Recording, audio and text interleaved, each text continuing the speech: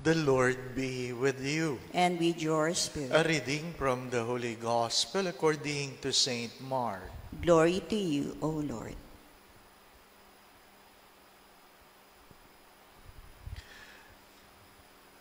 Some Pharisees and Herodians were sent to Jesus to ensnare him in his speech. They came and said to him, "Teacher, we know that you are a truthful man and that you are not concerned with anyone's opinion.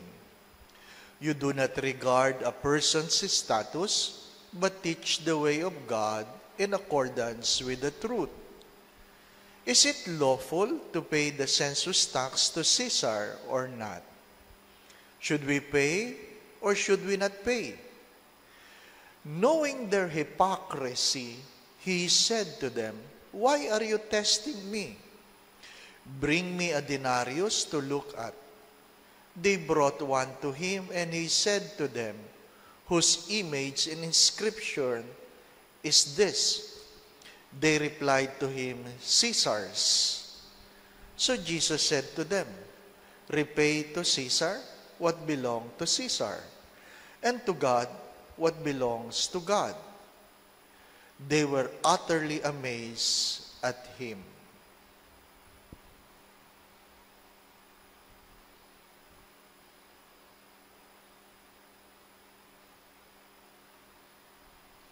The Gospel of the Lord. Praise to you, Lord Jesus Christ. We make our face beautiful because we all believe face has a value. Face has a value. Ayaw mong kumain, lalong-lalo na sa mga food court, pag yung nakaupo sa table, pangit. Takot ka, baka mahawa ka. Hindi po ba, no? Pero pag pogi, tumatabi ka. Kaya kahit magnanakaw, pinapapasok mo.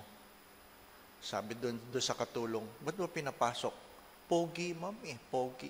Ano po? Magnanakaw pala. Face can be deceiving. Ngayon, uso ang face mask. Pagandahan na lang ng face mask. Hindi po ba, no? At saka pagandahan ng mata. Kasi mata na lang ang nakikita, hindi po ba? Matatakot ka pag nagtanggal ng face mask, pangit pala. Hindi po ba, no? My dear friends, my brothers and sisters, minsan nakikinig ako doon sa mga kwentuhan ng mga kabataan. Ano po? Baka hindi ito alam ng matatanda, pero magandang pagtuunan ng pansin. Nakinig ako kasi pang-homily, magandang pang-homily. Ano po? How do people describe other people? Sabi nila, pag ang tao daw, mukha lang ang maganda, pangit ang katawan, ang tawag dyan ay lollipop. Lollipop. Ano po? Pag maganda ang mukha, pangit ang katawan, ay lollipop. Hindi po ba, ano? Pag katawan lang ang maganda, pangit ang mukha, ang tawag dyan ay sugpo. Ano po? Sugpo. Ha? Wala kang makukuha sa ulo. Sa katawan meron, sugpo. Ano? Yan ang mga kintuhan ng mga, ano. Sabi ko, okay ito ah. Ha? Pero pag pangit ang mukha, pangit ang katawan, pero matalino, ang tawag nila dyan, bulalo. Bulalo. Ano po? Kasi may laman sa loob eh, bulalo. Ano po? Ay, wala kang mamakuha dyan. Hindi, bulalo yan. Ano? Matalino eh. Ano po? May utak. Hindi po ba? Tawag natin doon sa buto. May utak. Pero pag walang utak, walang mukha, walang katawan, malinis ang kalooban, ang tawag nila dyan ay buko. Buko. Alam niyo yung buko. Niyog, hindi naman niyog, buko. Bakit? Maputi ang kalooban. Ano po? So, mag-iingat kayo pag pinagkukwentuhan kayo ng mga tao. Hindi po ba? Ano? Ha? Pag naglalakad, uy, Uy, ano yan? Buko yan. Ibig sabihin, malinis ang kalooban niya. Hindi po ba, ano? So at least alam nyo na, ha? Pag kayo nagkwentuhan, ngayon wala namang trabaho yung iba. Pagkwentuhan nyo na lang, may mga dumadaan. Magandang libangan din nyo pagka may sandi po ba, ano? Ha? Nandung, nakaupo ka sa labas, oy, buko. Ano po? Ay, ang tanong, ikaw, ano ka? Ha? Ang tanong, ikaw, ano ka?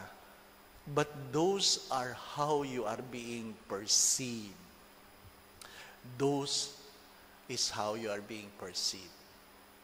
And many times, my brothers and sisters, I always say this, that there's a big difference between reputation and character.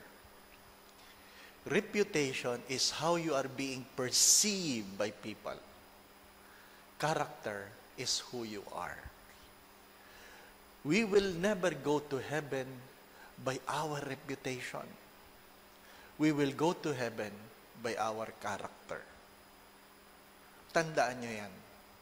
So we work on our character because everything that is external will fade. They will fade away. Lilipas yan. Lilipas yan. Kaya nga sinasabi ko doon sa mga mag-asawa na umibig ka lang dahil mabango yan. Ay, hindi. Mag-aamoy bawang yan pagdating ng araw. Hindi po ba? Umibig ka dahil maganda lang katawan. Mabuti kung pagdating ng araw, katawang coke yan, pantay, 40.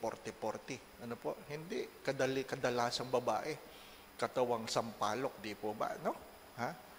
Tingnan mo si misis mo kung katawang sampalok. Hindi po ba? No? Ang daming bewang. Hindi po ba? No? Hindi mo alam pag niyapos mo kung bewang yan. Ha? Kung dibdib yan o puson. Hindi mo alam. Hindi po ba? No? Kaya hindi ka pwedeng external lang pagmamahal. Hindi pwede. Di ba? Ano po? Sabi ko nga sa inyo, nung una na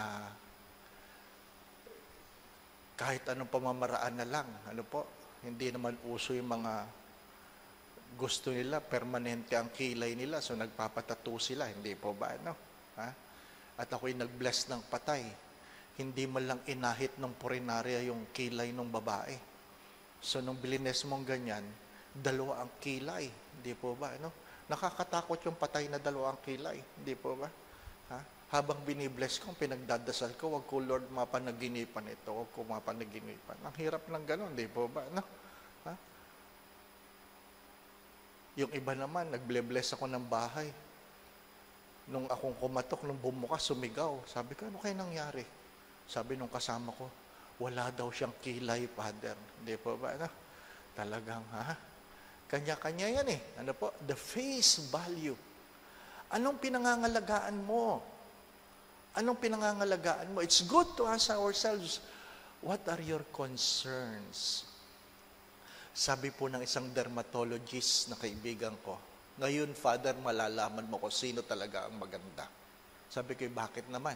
Ay, walang derma ngayon eh. Walang derma ngayon. So, walang nakakapagparitoke. Di ba? It is the concern of people who wanted to protect their reputation. My dear friends, my brothers and sisters, what is the first reading all about? Even your concept of heaven will be burned. What is your concept of heaven? What is your concept of heaven? Even the first reading, it says that it will be burned. It will be dissolved in flames. It means you are completely wrong with what you think about heaven. Allow God to surprise you of what is heaven. But it is only for those who desire to go to heaven.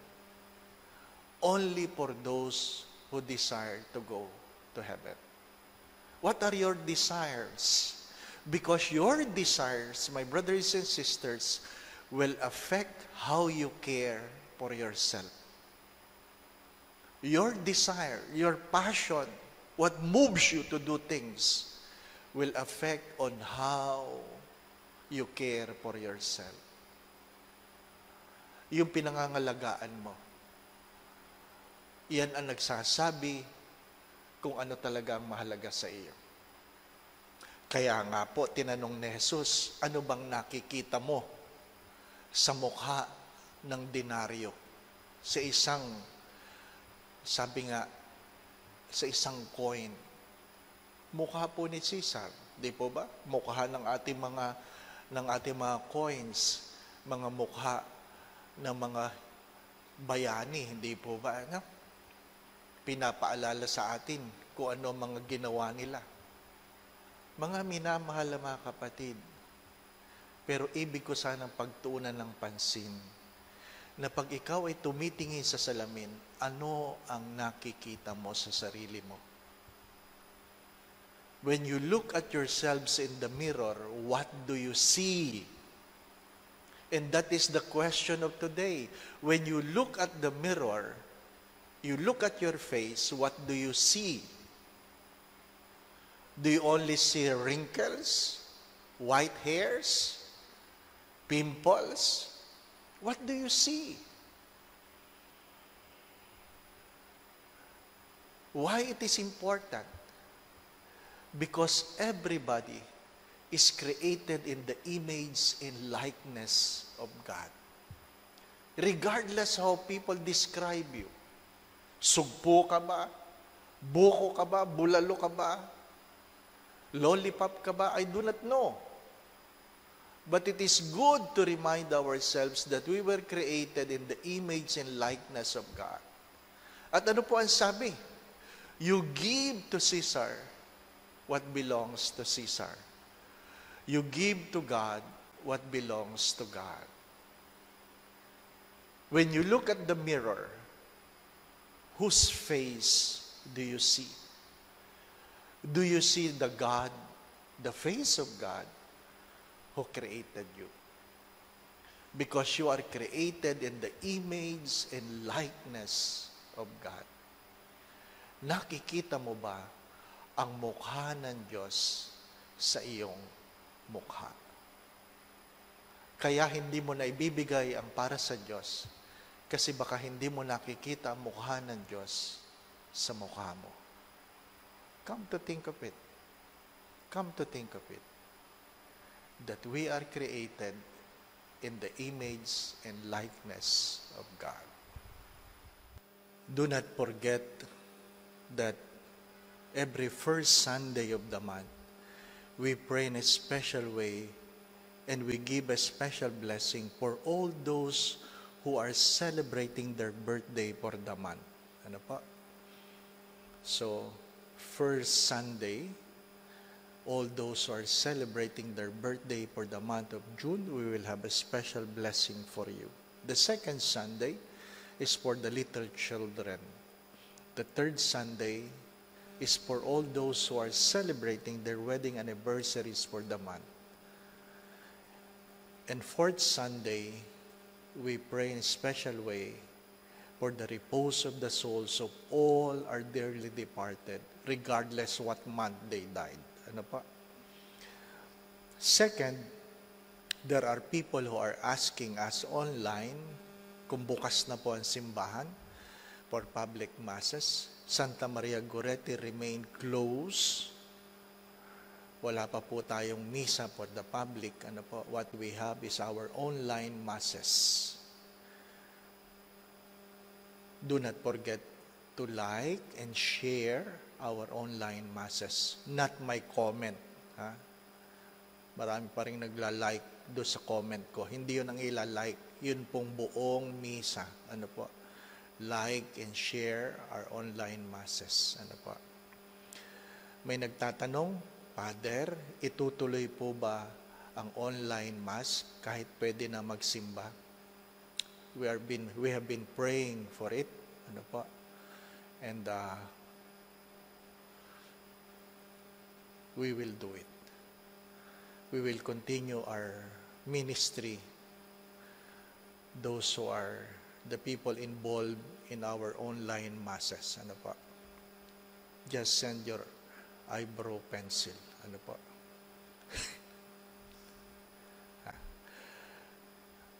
We have compiled all our homilies for the month of May. Ang nag-compile po, itago na lang natin sa pangalang, ano po. So you can look at YouTube, Everything is Grace, and there's a playlist, they call it playlist, in YouTube channel, ano po, for the month of May.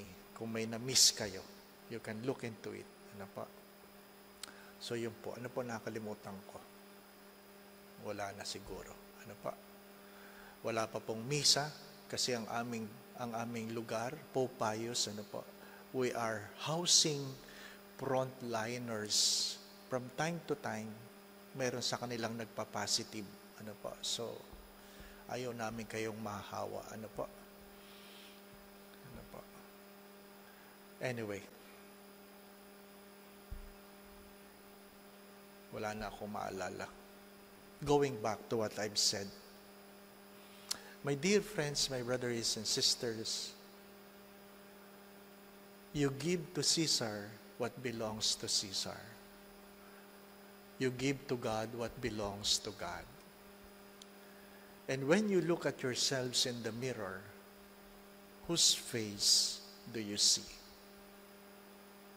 Have you forgotten that you are created in the image and likeness of God? So you give what belongs to God. The Lord be with you. And with your spirit. And may Almighty God bless you, the Father, the Son, and the Holy Spirit. Amen.